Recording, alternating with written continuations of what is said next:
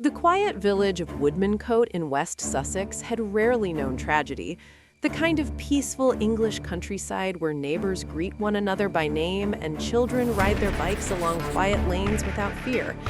Yet in March of 2020, just 6 days after the United Kingdom entered its first national COVID-19 lockdown, that calm was shattered by a discovery so horrifying it would haunt investigators, families, and the entire community for years to come. Because inside a modest family home, police would uncover the bodies of 4 people.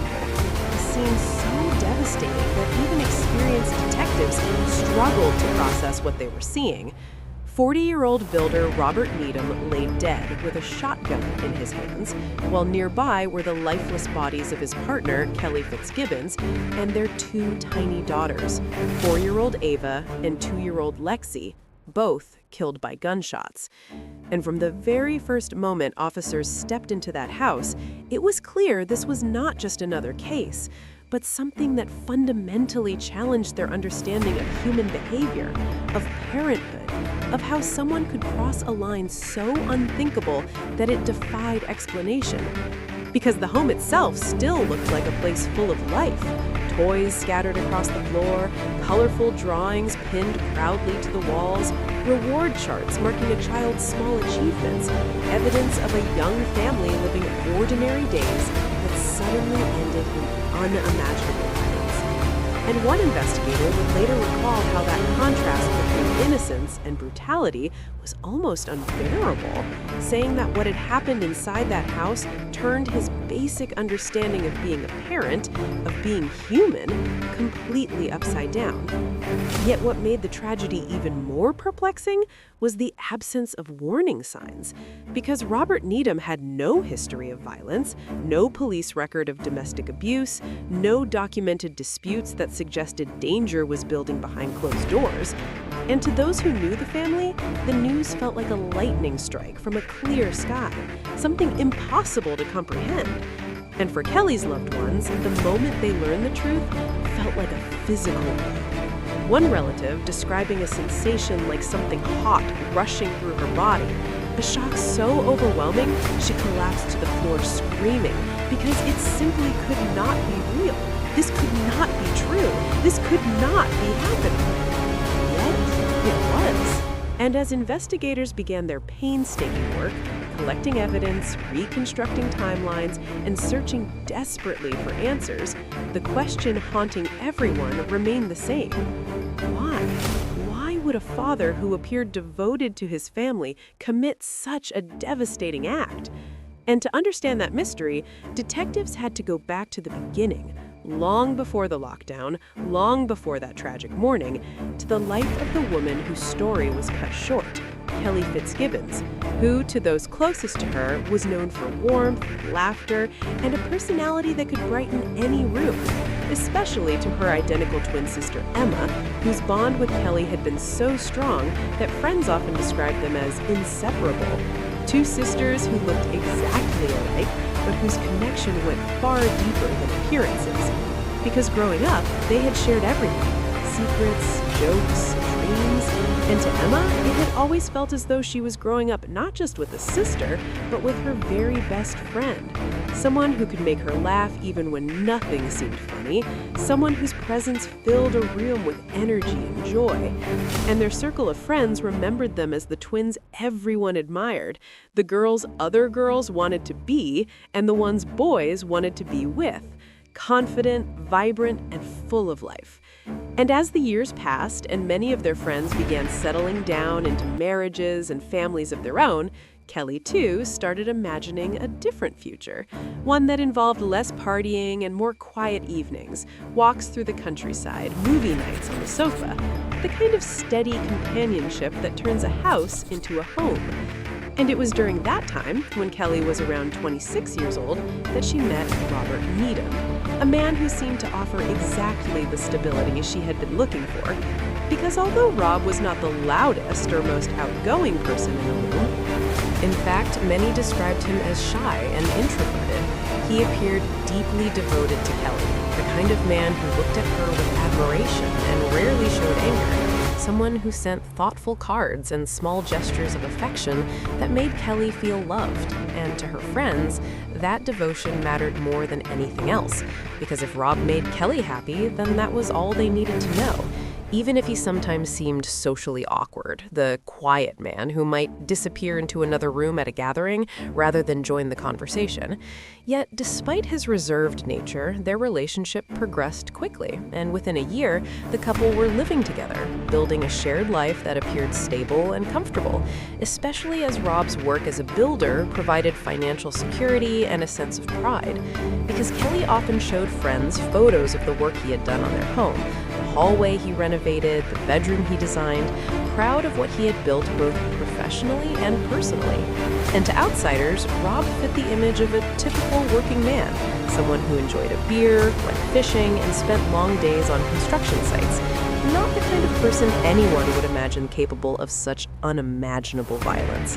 Which is why when investigators later studied the crime scene evidence, it only deepened the mystery, because the ballistic analysis revealed 6 shots had been fired from the shotgun, each one striking its intended target with chilling precision. And forensic evidence suggested there had been no struggle for the weapon, no chaotic fight between 2 people, leading experts to conclude that Kelly was likely taken completely by surprise in the moment her partner turned the gun on her, a finding that sent shockwaves through everyone who had known the family, because it meant the attack had unfolded suddenly, without warning, inside a home where Kelly had once felt safe and loved.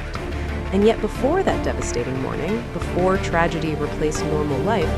Kelly had been experiencing what she believed was the happiest chapter of her life, becoming a mother. Because when she learned she was pregnant, she was absolutely overjoyed, capturing photos of her growing baby bump, making lists of everything she needed to buy, planning every detail with excitement and pride. Motherhood meaning everything to her, a dream she embraced with enthusiasm as she imagined the future she and Rob would build together with their children. A future that from the outside appeared loving and full of promise, making the events that would later unfold inside that quiet family home even more haunting. Because the life Kelly had once dreamed about, the partner, the children, the cozy house filled with toys and laughter, would ultimately become the setting for one of the most heartbreaking tragedies the community had ever known, leaving investigators, friends, and family searching endlessly for answers to a question that still lingers. How could a life that seemed so ordinary, so full of love and hope, end in such devastating silence? When Kelly became pregnant with her first child, the couple made a decision that seemed practical and supportive at the time. They moved into Robert Needham's mother's home, a quiet property set back along a long gravel driveway where houses were spread far apart. The kind of peaceful countryside setting many young families dream about, especially when children are involved. And Rob and Kelly converted the upstairs portion into a self-contained flat where they could begin building their new life together, surrounded by space, quiet, and what appeared to be stability. And when their daughter Ava was born, friends and family remember her as an angelic little girl with the clearest, most beautiful complexion, a child whose gentle nature seemed to reflect the calm environment she grew up in. And those who watched Rob interact with his daughter often noticed how attentive he appeared to be, how he never raised his voice and seemed to dote on her constantly,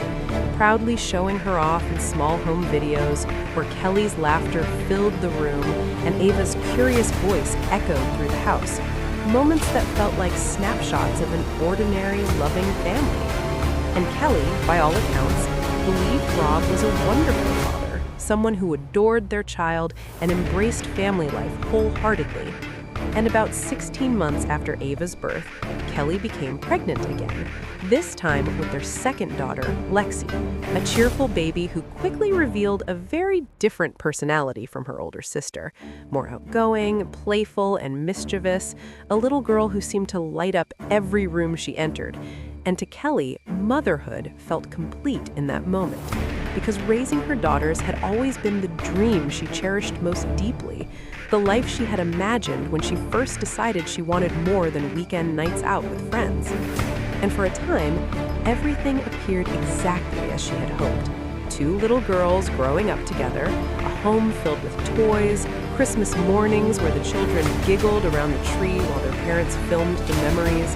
Rob quietly standing behind the camera saying hello and wishing Lexi a happy first Christmas, moments that suggested a man who was proud of the life he had built. Yet for those who knew him closely, there were subtle details that, in hindsight, seemed harder to ignore.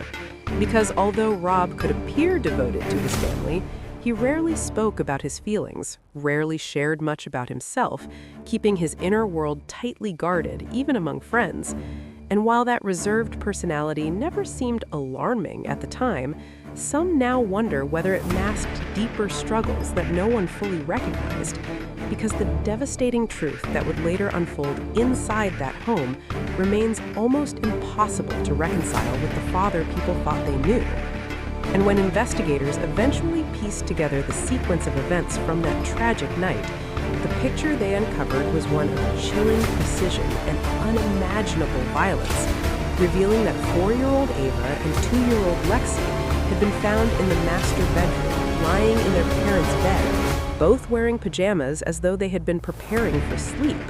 And according to ballistic evidence, Ava had been shot at close range near the doorway, while Lexi lay beside her, also struck at close range. The tiny bed where they once slept becoming the center of a scene so heartbreaking that many officers who entered the house struggled to process what they were seeing.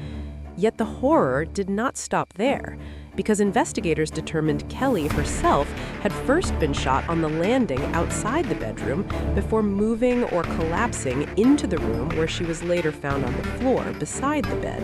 the fatal shot delivered from close range. And even the family dog had been shot, a detail that underscored the brutal finality of what had happened that night. And when detectives located Rob's body, it was on the landing just outside the bedroom with the shotgun beside him, his injury consistent with a self-inflicted wound, evidence that pointed toward a devastating murder-suicide that left the entire household destroyed. A scene so shocking that officers remained inside the property for days, gathering evidence while trying to come to terms with the emotional impact of what they had witnessed. Because this was not just another investigation, but the unraveling of a family that once appeared ordinary and loving. And as those who knew Rob struggled to make sense of it all, they began reflecting on small memories that now felt unsettling in hindsight. Moments when he seemed distant or detached, including one conversation recalled by a friend named Tom, who remembered Rob once saying something that caught him off guard, that he found life boring. A remark that seemed strange coming from a man with a partner, children, and a stable life.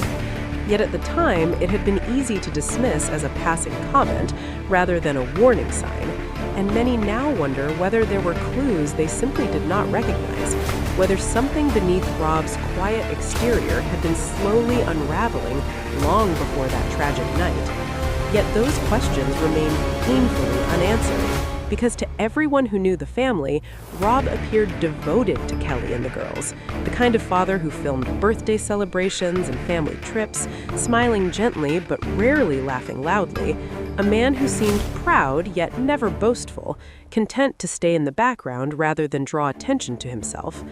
And perhaps one of the most puzzling details to emerge during the investigation involved Rob's decision to apply for a firearms license when Ava was just 1 month old, explaining he wanted to shoot rabbits as a hobby,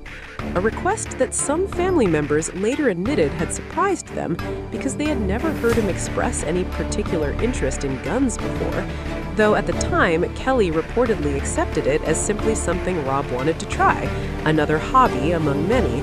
never suspecting that the weapon he legally acquired would one day become the instrument of a tragedy that would devastate everyone who loved them, leaving investigators, family members, and an entire community struggling to understand whether the signs had always been there hidden beneath the surface, or whether the truth was something even more frightening, that sometimes the darkest acts can emerge without warning from someone no one ever imagined capable of such unimaginable violence. As investigators and later the inquest began digging deeper into Robert Needham's past, a disturbing pattern slowly emerged,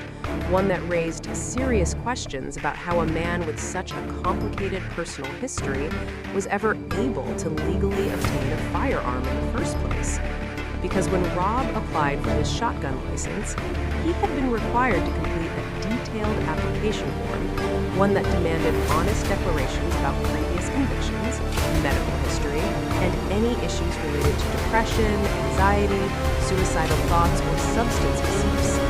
And on that form, Rob answered no again and again, presenting himself as a man with a clean history and no concerning mental health background. Yet, as detectives later reviewed the facts, they realized that disclosure was far from accurate. In fact, it could not have been more misleading, because Rob had previous convictions, minor ones perhaps, but convictions nonetheless. And more troubling still, he failed to disclose something far more serious, a mental health history stretching back more than 2 decades, a record that included episodes of depression and anxiety that had been documented over much of his adult life. And this revelation shocked Kelly's family, who began questioning how the licensing process had allowed such omissions to pass without deeper scrutiny, especially considering the stakes involved in granting someone legal access to a firearm. Yet during the licensing process, Rob had even been visited in person by a firearms inquiry officer who discussed the application with him and explained that follow-up checks would be made with his general practitioner. And it was only at that point, when confronted with the possibility of medical verification, that Rob casually admitted he had experienced mental health problems in the past, prompting officers to challenge him about why he had failed to disclose that information on the form. And Rob's response only added another layer of deception, because he claimed Kelly had filled out the application for him. A statement that investigators later concluded was simply not true, since the handwriting on the form clearly did not match Kelly's. Yet, despite that obvious inconsistency, the matter was not pursued further, and the explanation was accepted at face value. A decision that would later come under intense scrutiny as the tragedy unfolded. Because while the firearms licensing team did follow protocol by contacting Rob's doctor, the GP confirmed that although Rob had experienced several episodes of depression and anxiety throughout his life, those conditions alone did not automatically disqualify him from owning a shotgun. After all, many people experience stress or anxiety without posing a danger to others. And in the absence of any current mental health crisis or active concerns recorded at the time, the doctor did not object to the license being granted. Yet, in hindsight, the combination of inaccurate disclosures and incomplete investigation raises troubling questions that continue to linger. Because if someone lies on an application meant to determine whether they are safe to possess a deadly weapon, many would argue that alone should be considered a serious red flag. Yet for reasons that remain debated, Rob's application moved forward and he eventually obtained the shotgun that would later become the weapon used in the killings. And as investigators searched for answers about what might have pushed him towards such an unimaginable act, they realized they would need to look not only at that paperwork, but at the broader story of his life with Kelly and their daughters. A life that from the outside seemed steady, yet contained hidden complexities no one fully understood at the time. Because while both girls adored their father, those closest to the family say Rob appeared to struggle with the realities of parenting 2 young children, especially as work kept him away from home for long stretches, sometimes the entire week and even weekends, leaving Kelly to handle most of the daily responsibilities of raising Ava and Lexi, a situation she seemed to accept as part of the life they had built together, because in many ways it matched her ideal vision, a devoted mother caring for her daughters, while Rob provided financially through his work as a builder. Yet as the girls grew older, Rob's time away from home seemed to increase rather than decrease, with fishing trips and work commitments extending his absences. And friends now wonder whether those trips served as a form of escape from family life, or perhaps from something deeper he never shared with anyone. because the more investigators uncovered about Rob's private life, the clearer it became that there were significant parts of his world that remained hidden even from Kelly,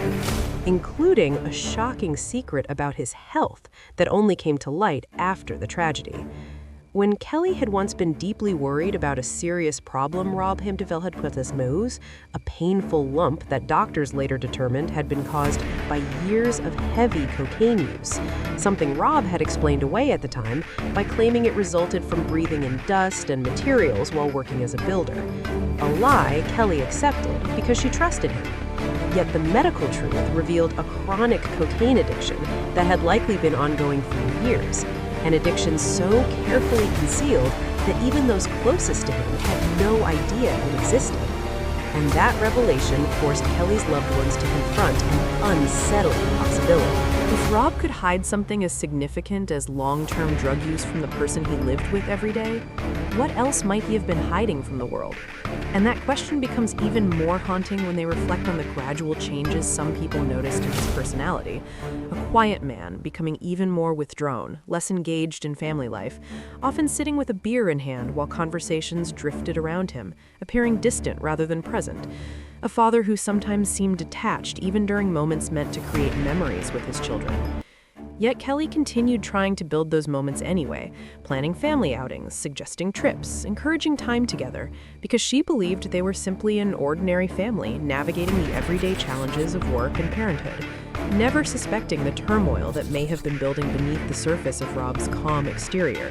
Turmoil that investigators later struggled to fully explain, because while pieces of his past hinted at mental health struggles, substance abuse, and emotional withdrawal, none of those factors alone could definitively explain the catastrophic violence that would ultimately destroy the family he once appeared to love, leaving everyone who knew them haunted by the same painful question, whether the signs were always there but simply hidden too well to see, or whether the truth about what was happening inside Rob Needham's mind was something no one could have recognized until it was far too late. As investigators continued to reconstruct the final months of Robert Needham's life,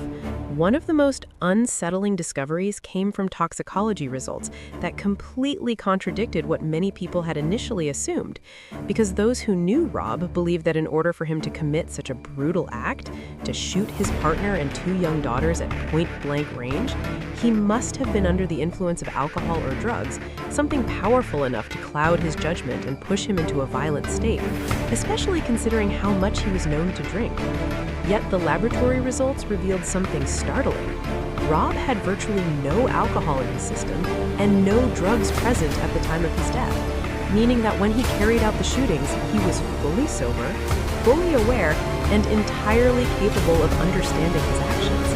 A revelation that shocked both investigators and family members because it removed one of the few explanations people had clung to in the aftermath of the tragedy. And suddenly, the question became even more disturbing.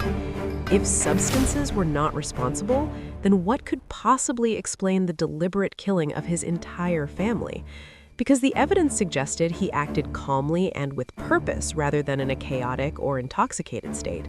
And for detectives, this meant the investigation had to dig even deeper into Rob's life and mindset, searching for motivations hidden beneath the surface of a man who outwardly appeared quiet, dependable, and devoted,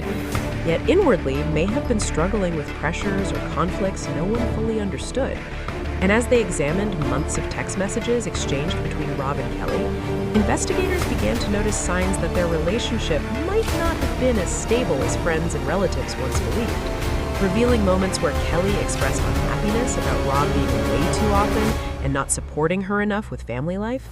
though those complaints were rarely shared openly with friends, because Kelly seemed determined to protect the image of their relationship, perhaps hoping things would improve, perhaps simply unwilling to criticize the man she loved.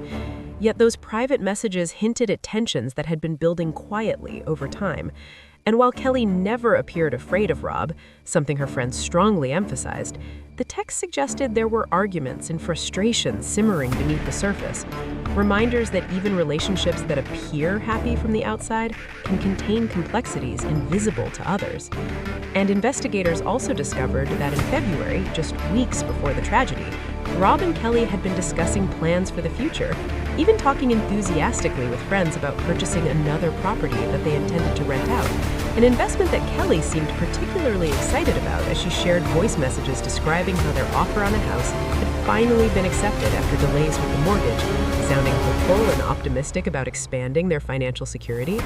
Yet those same conversations hinted that Rob was less enthusiastic about the idea, perhaps feeling uncertain about the added responsibility, especially since he had already faced difficulties with his building business after an unpaid tax bill of around £8,000 forced him to close the company, though he continued working independently as a builder afterward.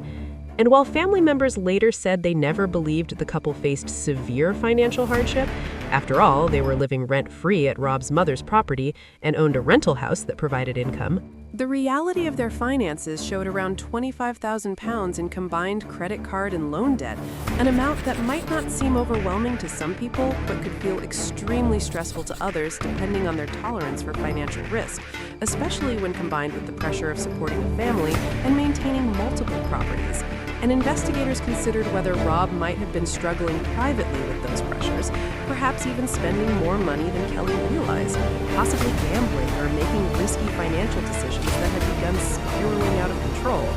though no clear evidence definitively confirmed that theory, leaving it as one of several possible explanations rather than a proven motive. And the deeper detectives looked into the couple's relationship, the more they realized how difficult it can be to truly understand what happens inside a home when no one else is present. Because while friends remembered Kelly as confident and comfortable around Rob, never appearing intimidated or fearful, hindsight introduced doubts about whether subtle tensions had gone unnoticed, whether disagreements had been quietly hidden behind closed doors in a way that even close relatives could not see. And then came one final revelation that seemed particularly significant, a message Kelly sent Rob on the very day that should have been a celebration of their 14-year relationship, an anniversary that friends expected would be filled with affection and gratitude. Yet instead, Kelly sent a text suggesting she wanted to leave him, a message that may have been intended as a warning or an attempt to push Rob into changing certain behaviors, rather than a genuine decision to end the relationship, because those who knew Kelly believed she still loved him deeply and probably never intended to walk away permanently. But for Rob, the message may have carried a different weight entirely, perhaps triggering fears of losing the family he had built, fears that combined with other pressures, financial concerns, emotional struggles, hidden addictions, and the quiet isolation of the early COVID lockdown, could have created a storm of thoughts no one else could see. And while investigators may never know exactly what was going through his mind in those final hours, the horrifying outcome remains undeniable. A father who, while fully sober and fully aware, used a shotgun to kill the woman he had lived with for 14 years and the two little girls who adored him. An act so devastating that it shattered not only a family, but the sense of certainty everyone once had about who Robert Needham really was, leaving behind a haunting mystery that still lingers, not just how it happened, but why.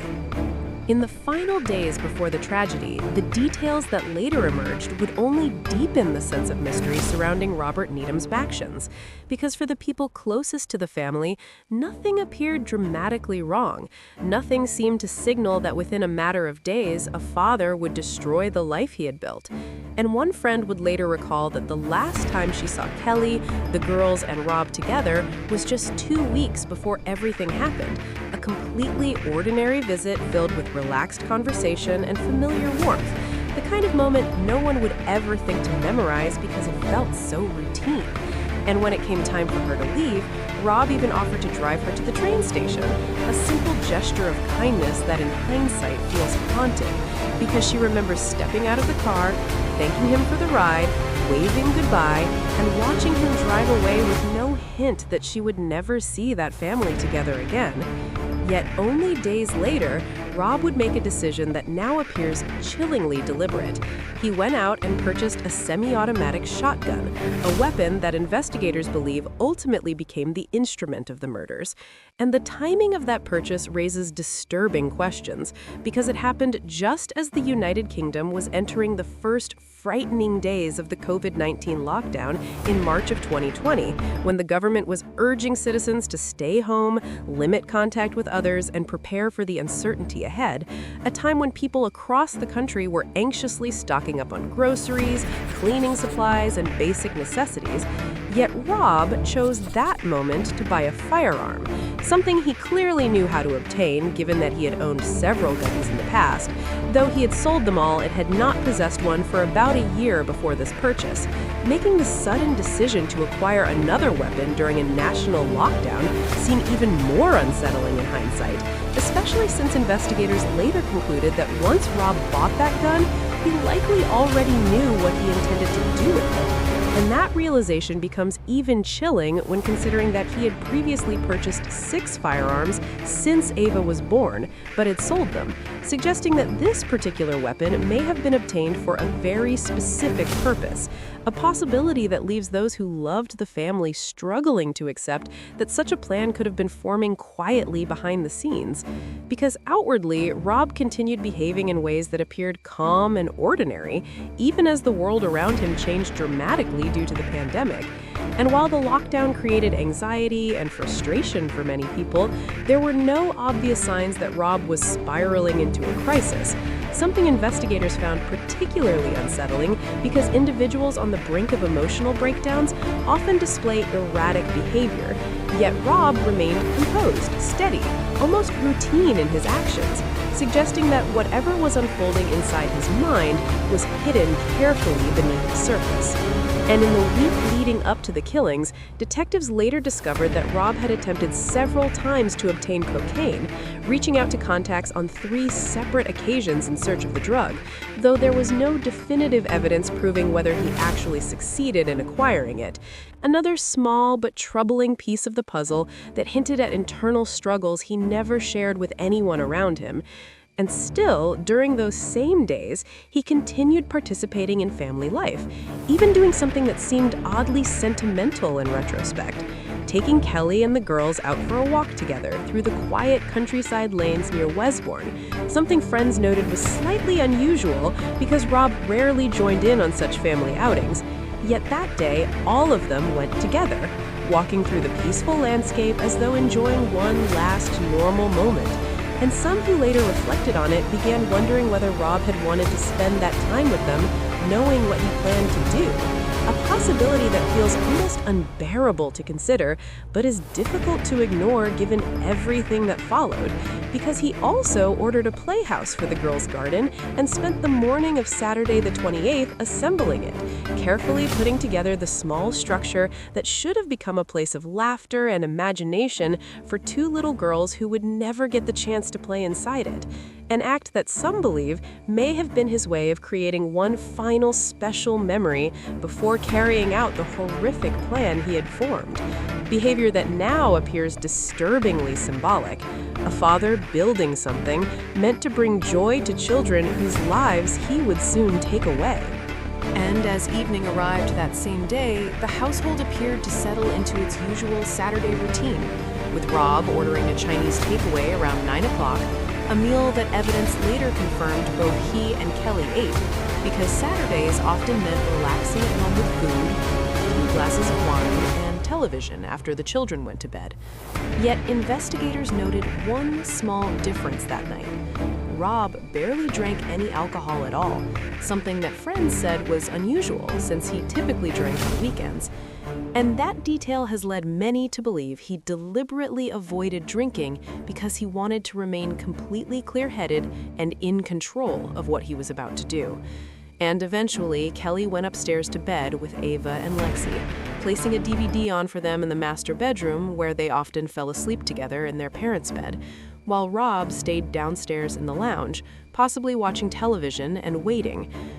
for the moment when the house grew quiet enough for him to act. And at some point during the night, investigators believe he went downstairs to retrieve ammunition before making his way back upstairs with the shotgun. And the reconstruction of events suggests that Kelly briefly left the bedroom to use the bathroom, a small window of time when Rob entered the room where the girls were sleeping. And in that moment, he fired the weapon at close range, killing them before they could cry out or wake the house with screams. A horrifying act that likely unfolded in seconds. And when Kelly heard the gunshots, she rushed out of the bathroom toward the bedroom, confronting a nightmare she could never have imagined. And evidence suggests she instinctively raised her arm in an attempt to defend herself as Rob fired again, the bullet passing through her arm and shoulder. Yet, despite being wounded, she managed to move into the bedroom, collapsing or kneeling beside the bed where her daughters lay, perhaps trying desperately to reach them, protect them, or understand what had just happened. And it was there that Rob delivered the final, fatal shot to the back of her head at point-blank range, ending her life in the same room where her children had just been killed. A sequence so devastating that even those studying the case struggle to imagine the terror and heartbreak of those final moments. Because if Kelly witnessed what had happened to the girls, the emotional horror would have been unimaginable. And for those who loved her, the only way to cope is to believe perhaps she never fully understood what was happening, that maybe she died before grasping the full reality of it, because the alternative is simply too painful to accept. And after killing his partner, Rob then shot the family dog in the hallway before finally turning the gun on himself, though investigators cannot say exactly how long he remained alive afterward, leaving one final, unsettling question lingering in the minds of those who continue to search for meaning in this tragedy. How long did he sit there, alone in that silent house, after destroying the family he once appeared to love? And what thoughts could possibly have filled the mind of a man who had just erased everything he had built? The horrifying discovery of what had happened inside that quiet family home did not come from police first, but from someone who loved Kelly deeply, because it was her uncle who raised the alarm after growing worried that no one had heard from the family. And when he arrived at the property, he used a ladder to climb up to the main bedroom window, hoping perhaps that Kelly had simply been unreachable or that something minor had happened inside. But what he found instead was a scene that would stay with him forever. Inside the bedroom, among the crumpled sheets of the bed, lay the tiny bodies of 4-year-old Ava and 2-year-old Lexi, fatally wounded, while Kelly herself was on the floor nearby in a pool of blood. The devastating reality of the situation immediately clear. And although investigators would later analyze every possible clue, every piece of evidence, every timeline, the coroner ultimately concluded that the precise motive behind the shooting remained unclear, leaving behind a case filled with speculation, but painfully short on definitive answers. And even something as basic as the exact time each family member died became a matter of intense debate, because the house itself was divided into 2 separate living areas. Rob, Kelly, and the children lived upstairs, while Rob's mother lived downstairs, meaning she was one of the only potential witnesses to anything that might have happened that night or the following morning. And she reported hearing loud crashing noises while eating breakfast sometime between 9:30 and 10 a.m., sounds investigators initially considered could have been the shotgun being fired, suggesting the killings may have taken place that morning. Yet members of Kelly's family believe something very different happened, arguing that those noises likely came from Rob shooting himself long after he had already killed Kelly and the girls, a theory they feel is supported by subtle details uncovered during the post-mortem examinations. Because when police reviewed the autopsy results, they noticed that Kelly's stomach was full of food, consistent with having recently eaten the Chinese takeaway the couple ordered earlier that evening, while Rob's stomach was only partially full, indicating that he may have had more time to digest his meal before dying, a difference that could imply he remained alive for hours after the others had already been killed. Though investigators acknowledge that stomach contents alone cannot establish an exact time of death. leaving the timeline frustratingly uncertain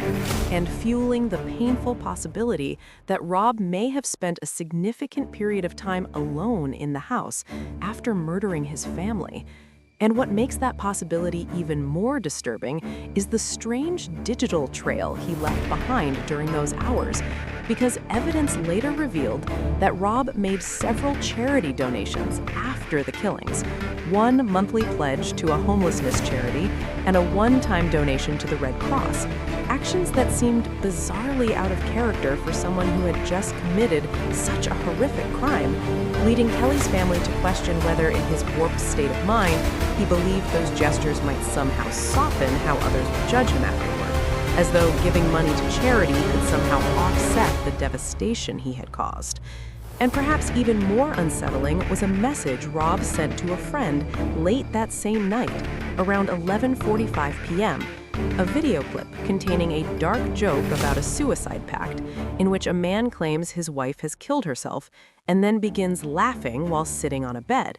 A message so chilling in hindsight that it now feels almost impossible to interpret, especially if Kelly and the girls were already dead at that point, because it suggests a level of detachment that is difficult to comprehend.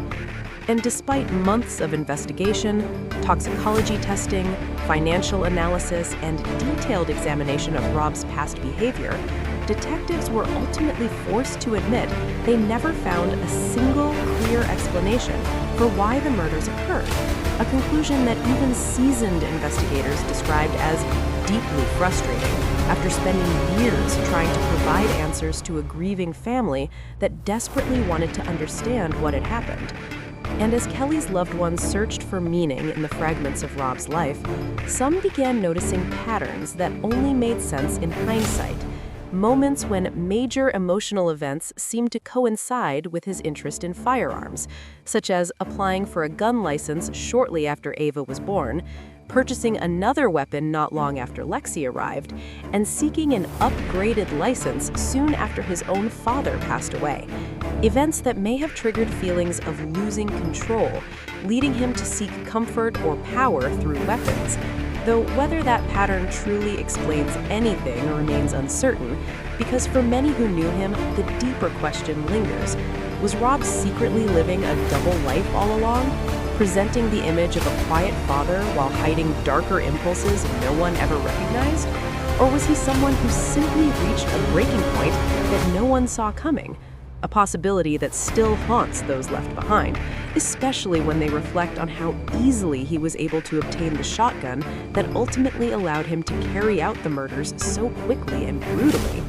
And for Kelly's family, the issue of gun licensing remains one of the most painful aspects of the case, because Rob had lied on his firearms application, yet still received approval, something they believe never should have happened, even though technically no specific rule had been broken under the system at the time, which they argue only proves how weak that system was, a process they say allowed someone with questionable honesty and hidden struggles to legally possess a deadly weapon.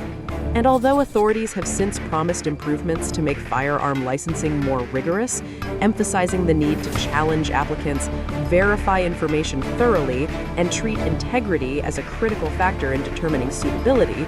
Kelly's family continues to push for stronger safeguards, driven by the hope that no other family will ever have to endure the devastation they now live with every day.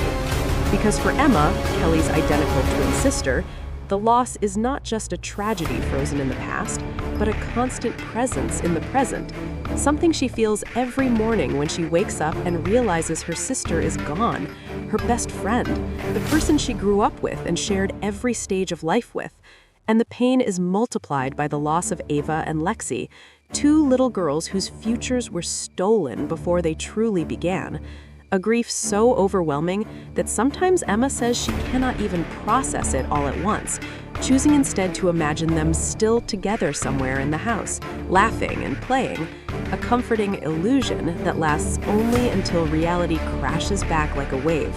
reminding her that the laughter, the chaos, the tiny voices saying goodbye and blowing kisses and home videos are now only memories, echoes of a family that once filled that home with life, but now exists only in the hearts of those who love them.